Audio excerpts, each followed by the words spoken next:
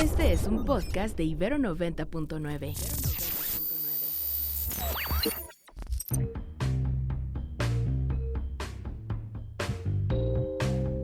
Desde el estudio B de Ibero 90.9, esto es Control de Cambios, una producción de Ibero 90.9 y la revista Nexos. Mi nombre es Valeria Villalobos Guízar.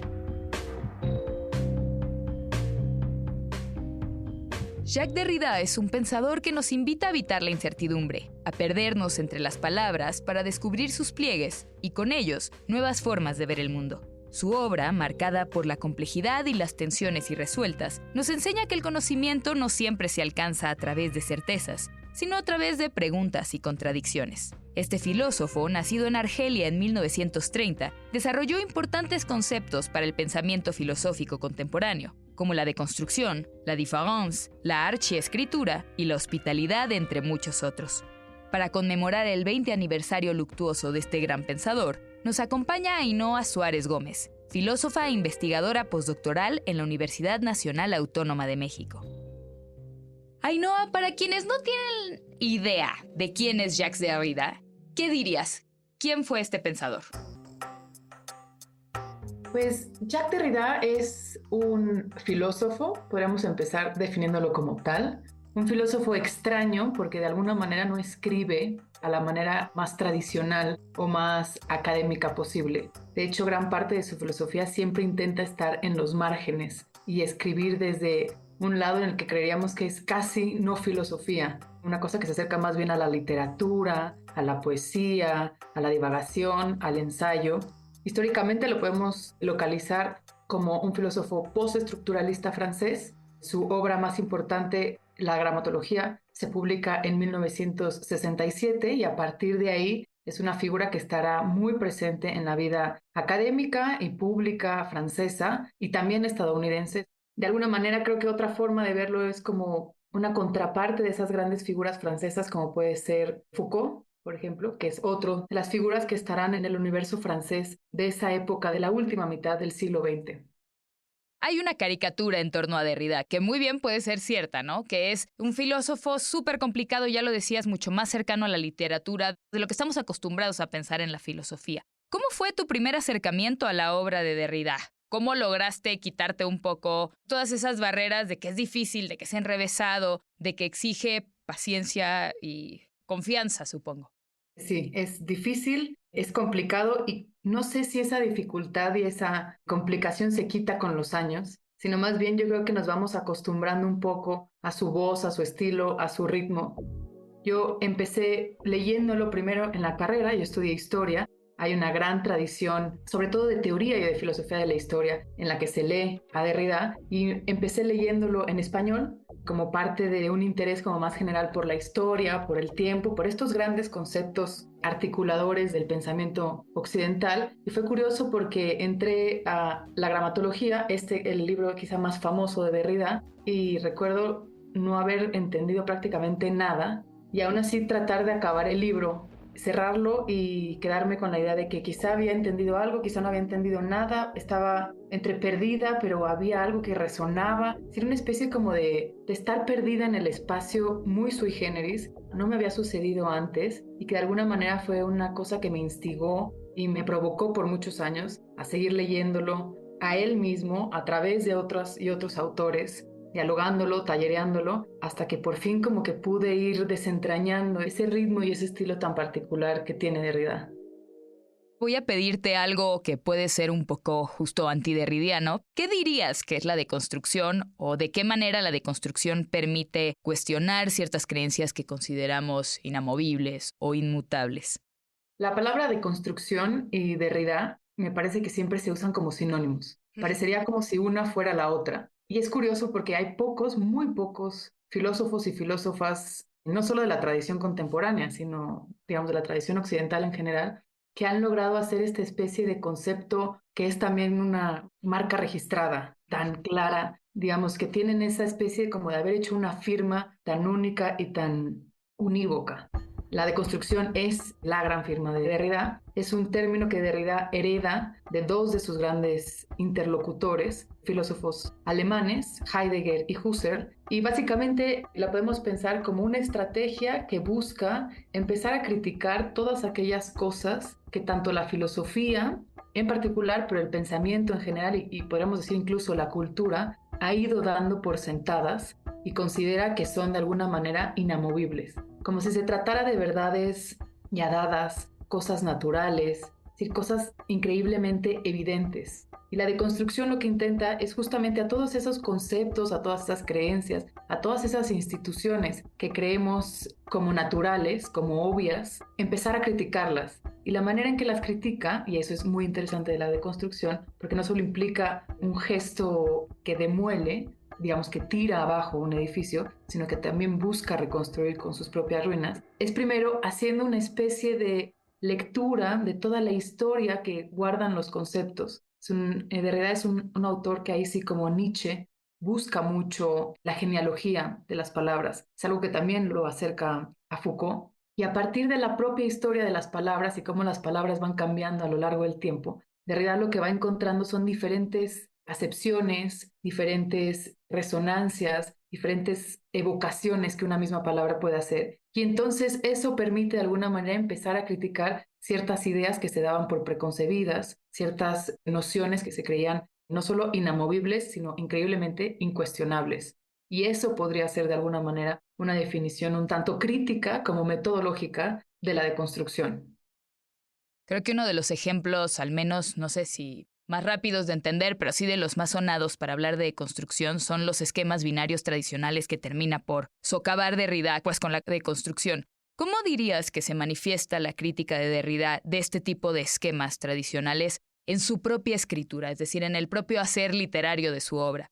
Derrida va a decir un poco, retomando y ampliando y apropiándose de una idea de Heidegger, que una de las formas más tradicionales en las que solemos pensar y ordenar la realidad es precisamente a través de esquemas dicotómicos o duplas. La más tradicional, aunque no la única, es el ser y la nada, pero a partir de ahí podemos imaginar cualquier cantidad de duplas. Civilización y barbarie, blanco, negro, hombre, mujer, etcétera, digamos. Podría no parar. Y Derrida lo que dice es que en realidad esa dupla nunca es ni tan estable, ni ninguno de los dos elementos se mantiene en cada una de las dos partes de la relación. Y una de las formas en las que él lo va a demostrar es a través de la dupla entre la voz y la escritura. Históricamente, Derrida va a decir que se ha creído que la voz tiene un lugar privilegiado. La voz es de alguna manera como una especie de traducción inmediata de lo que se está pensando, mientras que la escritura vendría a ser solamente una copia, una duplicación de eso que se piensa y se dice. Y la gramatología y gran parte de sus obras, sobre todo de los años 60, justo van a estar deshaciendo esta dupla y mostrando dos cosas. En primer lugar, que la idea de escribir no se reduce exclusivamente a poner sobre papel una serie de letras. Y en segundo lugar, y ese sería como un gesto un poco más creativo de la deconstrucción, Derrida va a ser una especie de investigación de las distintas formas en las que nos referimos a palabras que se vinculan con el acto de escribir. Y va a encontrar que a partir de finales del siglo XIX, pero sobre todo la primera mitad del siglo XX, hubo muchos momentos históricos y culturales claves para la redefinición del mundo moderno que usaban palabras vinculadas a la escritura para definir lo real. Por ejemplo, la cibernética, que hablaba de la programación, de las instrucciones de los sistemas complejos, o incluso la biología, con el descubrimiento del ADN, que se definía y se sigue definiendo como un formato de escritura. Es un código que se va mezclando. Entonces Derrida empieza a hacer esta especie de genealogía de los conceptos y se da cuenta que en realidad la palabra escritura va mucho más allá y es un término que podemos usar para referir a cualquier forma que tengamos para darle cierto sentido, cierta forma, cierto ordenamiento a nuestra realidad. Y ese, digamos, se convierte en uno de sus grandes conceptos, que es el de la archiescritura, que de alguna manera integra formas tradicionales de escribir, como sería la notación en un papel, pero también cualquier otra forma de inscribir sentido en el mundo, como podría ser, digamos, la notación pictográfica, la notación musical, un gesto, una coreografía, es decir, formas de inscribir sentido. Otro de los temas que son de los más hermosos también del pensamiento derridiano, creo que son sus ideas sobre la hospitalidad, un concepto que en un escenario como el que vivimos hoy, ¿no? Un escenario contemporáneo lleno de grandes movimientos migratorios, mundiales, de guerras y de refugiados por todas partes, pues es un concepto que resulta muy nutritivo. ¿Qué dirías que es la hospitalidad para Derrida? ¿Y por qué él lo consideraba el problema ético por excelencia en nuestro tiempo? Derrida muere de cáncer, un cáncer muy rápido, pero unos días antes de morir ofrece una última entrevista en la que él dice que él no tenía más que una lengua, que era el francés, y al mismo tiempo esa lengua no le pertenecía. Y a mí me interesó empezar a rastrear un poco esa idea y llegué, la forma en la que quise como tratarlo fue a través del tema de la hospitalidad. Es un tema que aparece en muchísimos libros de Derrida, además siendo Derrida un escritor increíblemente prolífico. Y para Derrida es el problema ético por excelencia, porque va a explicar que la forma en que tenemos de acoger a todo aquello que nos es ajeno, o lo que sería en su filosofía al otro, otro con mayúscula, habla mucho no solo de nuestras costumbres y nuestras tradiciones, sino también de nuestra capacidad de enfrentarnos y de llevar la diferencia, digamos, de convivir con lo otro que nos excede y que de alguna manera nos interpela. Y a partir de ahí él va a desarrollar una filosofía increíblemente fina, muy consciente de las dimensiones políticas que tiene estarse preguntando por la hospitalidad. También porque Derrida, y eso es una cosa muy única de su biografía, en realidad nace en Argelia, cuando Argelia era un departamento francés. Entonces Derrida casi toda su vida, y él lo va a estar insistiendo mucho, vive en una especie de transición entre distintas naciones. Él se considera como un extranjero toda su vida y es esa misma pregunta por la extranjería, por cómo abro aquello o cómo me abro a mí misma,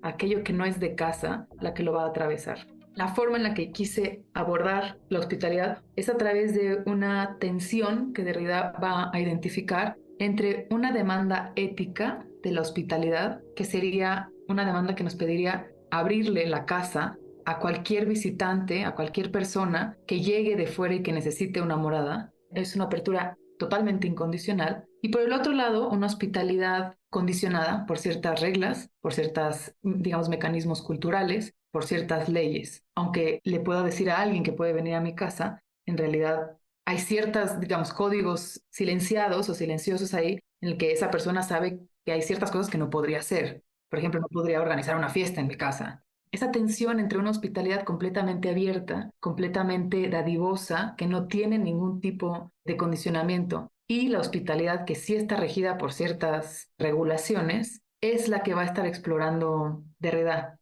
En Derrida, eso es importante insistir, las tensiones que él ve no buscan ofrecer una solución. Mantenernos en la tensión, mantenernos en la paradoja y de alguna manera aprender a vivir en esa especie como de línea muy delgada que no es ni aquí ni allá, es uno de los grandes aportes de su filosofía y es una de las condiciones bajo las cuales él va a pensar justo la hospitalidad y esta mezcla entre la ética y la política. Yo creo que a los filósofos se les disfruta o se les padece, pero casi siempre se les agradece algo. Recuerdo incluso la cercanía que menciona Paul Celan en un discurso entre la palabra pensar y agradecer en alemán, danken y denken. ¿Qué le agradeces tú a Jacques Derrida? Más allá, digamos, del contenido técnico que pude y que puedo seguir aprendiendo de él, creo que una de las cosas que me enseñó Derrida, y también mucho lo tengo que decir, Catherine Malabou, que fue la profesora con la que lo leí y que de alguna manera me dio el diccionario y las herramientas para irlo descifrando, es la posibilidad de abrazar y de agradecer el estar perdida. Es una cosa rara porque no a todo mundo, en realidad creo que a nadie, nos gusta esa sensación de estar divagando, de estar perdidas, de no tener claro, y menos a la gente que nos dedicamos a la filosofía. Cuando la cosa no está clara, la cosa está mal en la filosofía, se supone.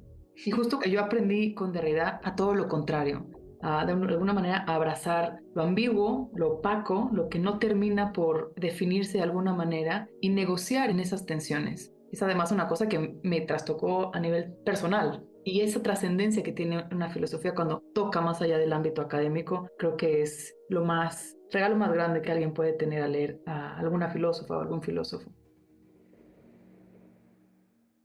Para finalizar, Ainhoa, ¿Qué obras de Derrida le recomendarías a un lector primerizo que no conoce su obra, pero que tiene interés en aproximarse a ella? ¿Por dónde empezarías o por dónde definitivamente no sugerirías empezar?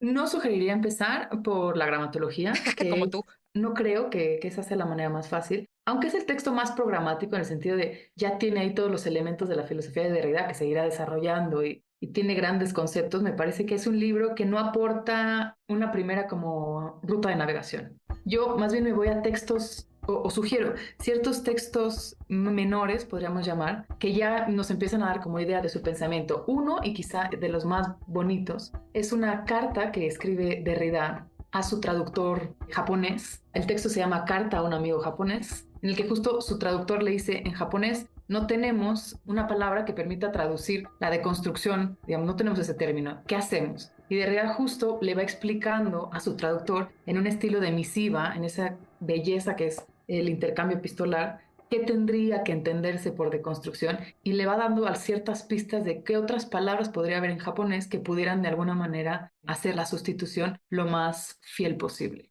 Y la otra sería un texto que se llama El tímpano y aparece en un libro que compila varios ensayos que se llama Márgenes de la filosofía, en la que Derrida va a pensar toda la filosofía y todo el quehacer filosófico a partir de Nietzsche y de la idea de Nietzsche, que dice que filosofar es, de alguna manera, estar dando con martillazos a las ideas. Y es un texto increíble porque además rompe con la estructura formal de lo que sería un texto académico tradicional, en el sentido de, digamos, la hoja presenta dibujos, las notas a pie de página son enormes, tenemos varias voces, es casi un performance. Y creo que a pesar de lo que formalmente sea tan, digamos, rupturista, en el contenido es muy amable, y creo que además el diálogo de Derrida-Nietzsche es uno de los que más disfruto yo y los que creo que más invitan a seguir navegando a este pensador. Ainhoa Suárez Gómez es filósofa e investigadora postdoctoral en la Universidad Nacional Autónoma de México. Pueden consultar lo que ha escrito en la revista en www.nexos.com.mx/control de cambios. Muchas gracias, Ainhoa.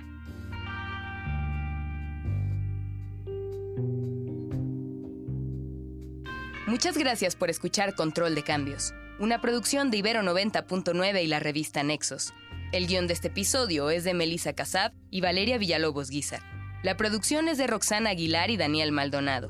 La postproducción de Aldebarán Abraham. Mi nombre es Valeria Villalobos Guízar.